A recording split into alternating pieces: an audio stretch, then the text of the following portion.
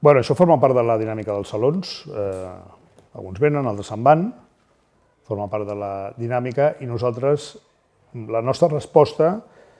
serà atendre les propostes que tenim de fer un saló sobre habitatge assequible, les noves polítiques d'habitatge assequible, perquè és un sector econòmic que està pujant d'una forma extraordinària. És a dir, les previsions, justament, també des del punt de vista del negoci de la construcció d'habitatge, és justament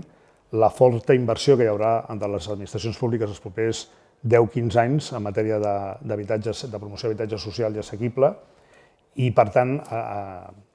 pel que ens han dit les persones que ens han fet la proposta, no hi ha, a l'Estat no hi ha cap fira d'aquestes característiques i, per tant, nosaltres el que farem serà atendre aquesta proposta perquè ens sembla una bona forma de significar l'economia en propòsit que nosaltres defensem.